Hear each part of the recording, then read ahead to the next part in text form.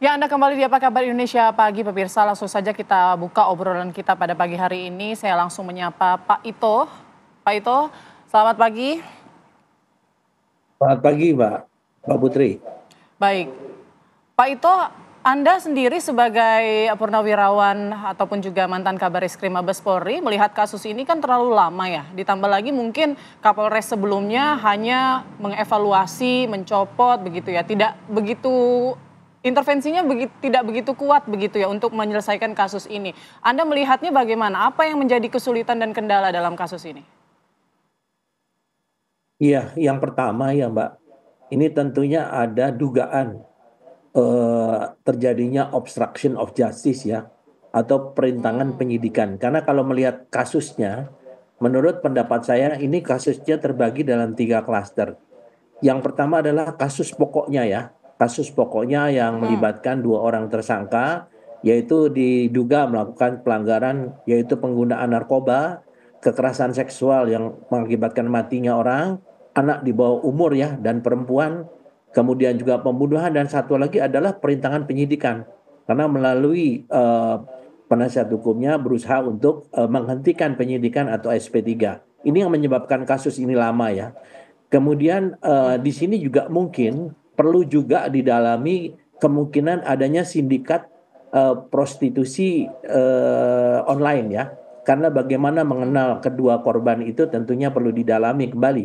Karena saya tidak melihat untuk kasus ini dimasukkan ke dalam salah satu dakwaan. Kemudian yang kedua adalah klaster kasus penyerta yang melibatkan penyidik ya, yaitu 4 orang yang sedang dilakukan penyidikan. Ini tentunya dugaannya adalah obstruction of justice, penyalahgunaan wewenang, dan korupsi ya. Karena kalau memang betul bisa dibuktikan adanya gratifikasi, maka itu masuk dalam tindak pidana korupsi.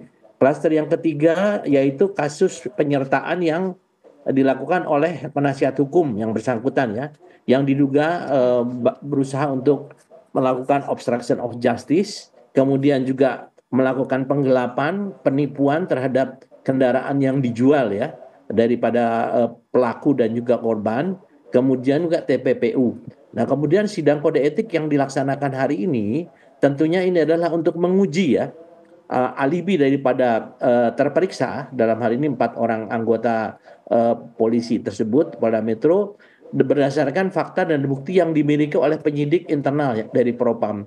Nah, ini yang menyebabkan lamanya, Mbak, karena adanya upaya-upaya untuk melakukan pendekatan kepada keluarga untuk menghentikan penyidikan. Ini akhirnya karena Kapolres melihat ada keganjilan dan kasus ini kan bukan termasuk kasus yang bisa dihentikan ya atau dilakukan restorasi justice sehingga diperintahkan untuk diteruskan dan ternyata memang sudah diterima oleh pihak kejaksaan melalui status P21 tahap kedua. Demikian menurut pendapat saya, Mbak Putri.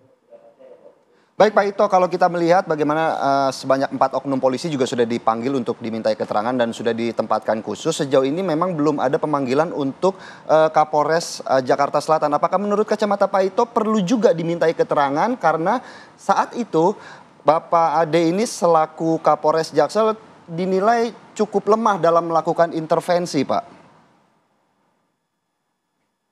Pengalaman saya ya, Mas Philip, memang dalam penanganan kasus kan di dalam apalagi di Polres Metro Jakarta ya, Polda Metro itu kasusnya sedemikian banyak ya.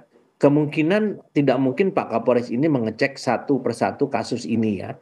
Karena kasusnya kan sedemikian banyak dan sehingga muncullah setelah ada viral baru ketahuan memang ada kasus yang diduga ya ada upaya untuk diselesaikan ya di luar hukum atau dilakukan misalnya perdamaian yang sebetulnya tidak boleh. Sehingga berdasarkan viral berita yang viral ini maka Kapolres kemudian memerintahkan untuk segera kasus ini ditangani betul-betul sesuai dengan prosedur yang berlaku ya, ketentuan yang berlaku. Jadi kita tidak bisa melihat bahwa Kapolres ini bersalah atau tidak, nanti tergantung daripada sidang kode etik.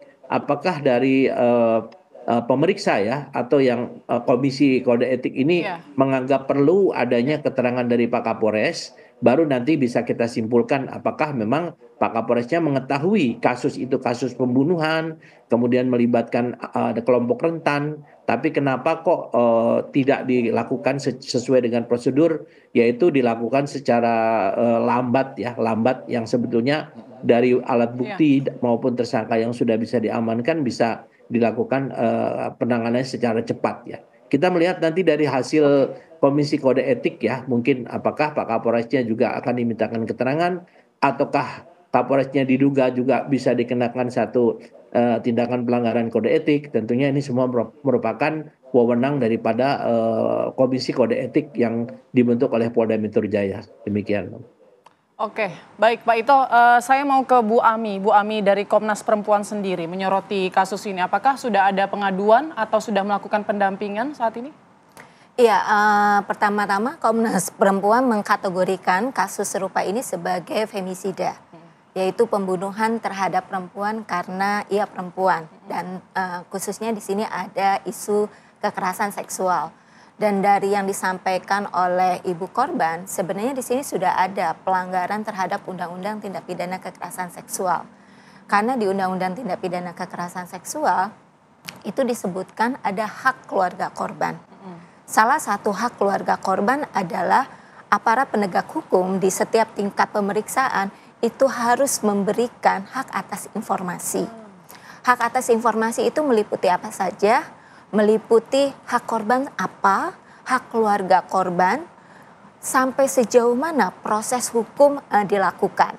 Dan dari yang tadi disampaikan oleh ibu korban, nampak bahwa ibu korban, keluarga korban itu tidak mendapatkan informasi yang cukup terkait hanya dibilang menunggu jadwal persidangan. Gitu. Sementara tentang hak korban dan hak keluarga korban tidak diinformasikan.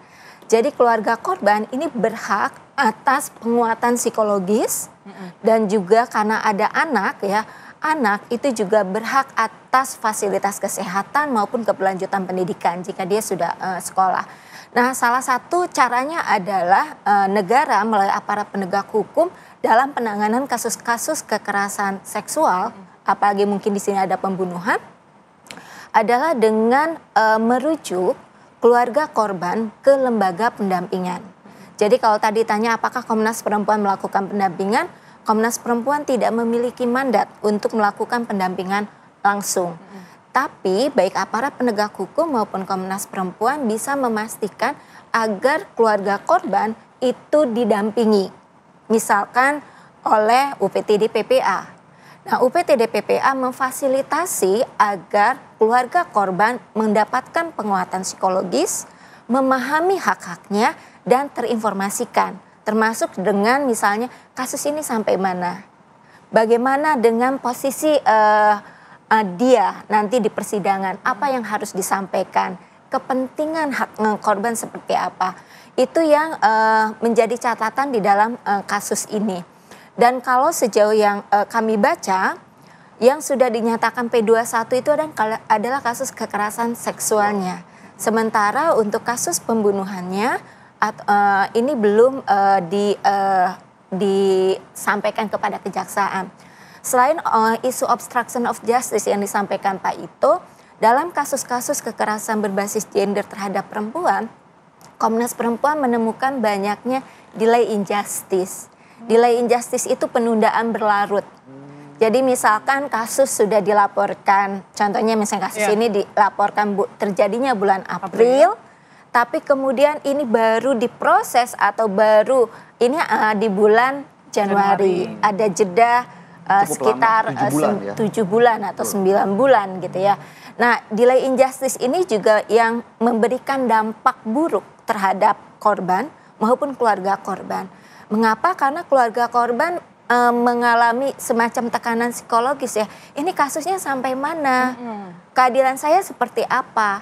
Sehingga kasus ini selain kita membicarakan kasus penyelesaian kasus ini adalah memperbaiki kinerja kepolisian agar dalam kasus-kasus kekerasan seksual, kasus-kasus yang melibatkan perempuan dan anak tidak terjadi delay in justice. Karena itu memperburuk dampak terhadap korban dan keluarga. Bu, kalau kita melihat kekerasan seksual ini kan dilakukan kepada korban yang masih berusia 16 tahun begitu ya Bu. Iya. Di bawah umur. Nah, namun memang korban sendiri sudah berkeluarga. Nah, sebenarnya ini akan masuk dalam kategori usia di bawah dewasa, usia remaja atau seperti apa Bu?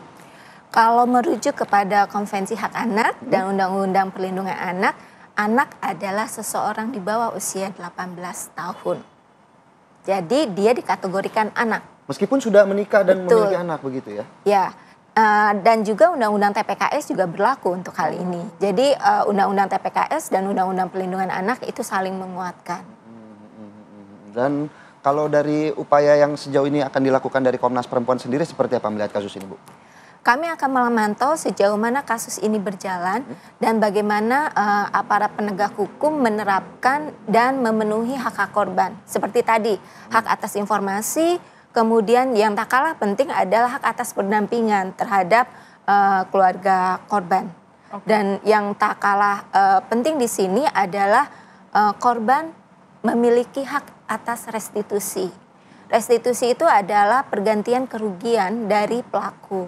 Kalau tadi dikaitkan keluarga korban menerima uang duka gitu ya, sejumlah 300 juta, itu sekali lagi tidak boleh menghentikan perkara. Dan restitusi ini ya, itu diputuskan oleh pengadilan. Nah, alangkah baiknya karena ini juga sudah masuk ke kejaksaan, kejaksaan juga berkoordinasi dengan Lembaga Pelindungan Saksi dan Korban untuk perhitungan restitusinya. Oke, baik Bu Ami. Kita kembali ke Bu Yeni. Bu Yeni masih terhubung dengan kami, Bu Yeni? Ya, masih Bu.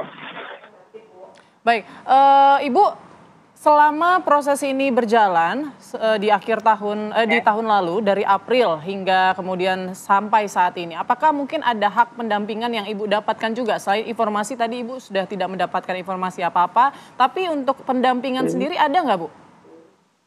Tidak ada. Kita pakai pengacara sendiri. Jadi tidak ada pendampingan apa ya, semacam trauma healing mungkin secara psikologis, anak mungkin dilihat juga bagaimana saat ini masih sangat kecil begitu. Tidak ada juga Bu? Tidak ada. Tidak ada. Tidak ada sama sekali. Baik, saya juga mau kembali lagi sedikit soal yang memberikan uang santunan 300 juta kepada ibu dan keluarga. Apakah pelaku langsung yang datang atau melalui perantara? Ibu sempat menanyakan tidak? Itu istrinya Bapak Arif.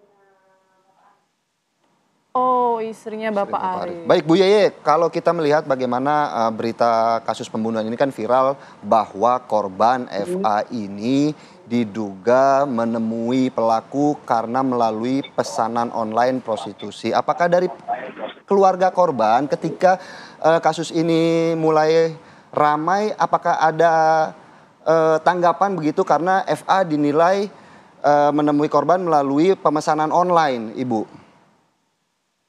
Saya kurang tahu, Pak. Oke, berarti yang datang kemarin, kita kembali lagi ya Bu sedikit, yang datang kemarin menemui keluarga itu adalah istri dari tersangka Arif. Istrinya tersangka ini datang sendiri atau ada berapa banyak orang yang datang pada saat itu Bu? Pertama ke rumah dia berdua sama pengacara, Pak Andri. Dan pas penyerahan uang, dia ramai. Berapa orang ya? Lebih dari 10 kayaknya mah. Ya kurang lebih segitu. Ibu ada tanda tangani surat nggak pada saat itu? Iya ada. Surat apa apa, Ibu? Bu? Saya didampingi pengacara juga. Mungkin bisa dijelaskan Bu yang ditandatangani surat apa, Ibu?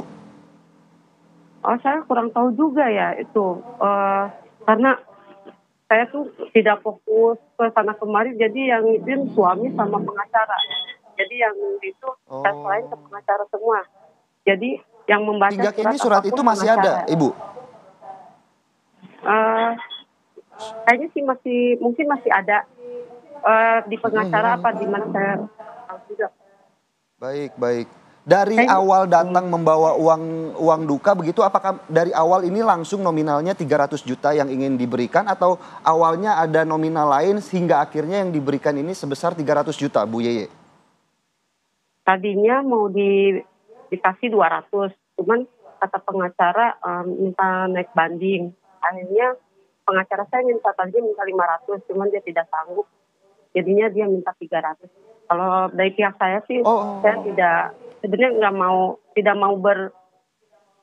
mau begitu. Ya udah seterah dia mau ngasihnya berapa, karena saya juga melihat keluarga dia dengan istrinya begitu ini ya.